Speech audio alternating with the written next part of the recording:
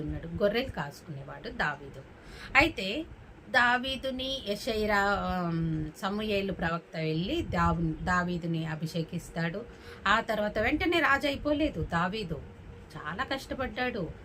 ఆయన వాళ్ళ అన్నలు గొల్యాతు వచ్చినప్పుడు యుద్ధం జరిగే స్థలానికి వాళ్ళ అన్నల్ని చూసి రమ్మని తన తండ్రి తినుబండారాలన్నింటినీ ప్యాక్ చేసి ఆహార వస్తువులన్నింటినీ ప్యాక్ చేసి దావీదుతో చెప్పాడు, పో ఎల్లు యుద్ధ స్థలం దగ్గర మీ అన్నలు ఉన్నారు కదా, వాళ్ళ దగ్గరికి వెళ్ళి ఆహారం ఇచ్చిరా, వాళ్ళ యోగక్షేమాలు కనుక్కోనిరా అని దావీదును పంపించాడు. కానీ అక్కడికి వెళ్ళి ఆయన చేయమని చెప్పిన పని వేరు, దావీదు అక్కడికి వెళ్ళిన తరువాత జరిగింది వేరు.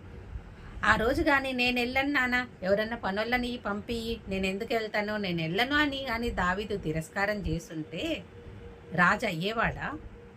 ఆయనకు అంత మంచి పేరు వచ్చేదా?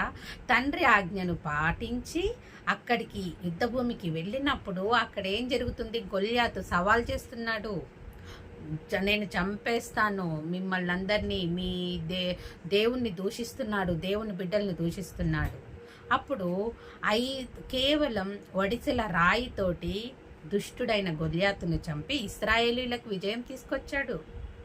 అప్పటికి ఆయన రాజు కాలేదు, చిన్నతనంలోనే ఉన్నాడు, ఎటువంటి విద్యలు నేర్చుకోలేదు, యుద్ధ ఆయుధాలు ధరించలేదు. ఒక్క వడిసెల రాయితోటి దుష్టుడైన గొల్యాతును చంపడం జరుగుతుంది. ఆ రోజు తండ్రి వెళ్ళమంటే వెళ్ళిండు కాబట్టే కదా అక్కడ. అప్పుడు ఇశ్రాయేలీలందరూ ఏమన్నారు తెలుసా? సౌలు 1000 కొలది, దావీదు 10,000 కొలది అని పాటలు పాడారు.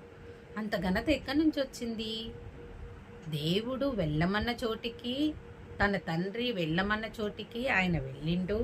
దేవుని చిత్తానుసారంగా డే బై డే మెల్లగా సౌలు తర్వాత దావీదు రాజు కావడం జరుగుతుంది. అదేవిధంగా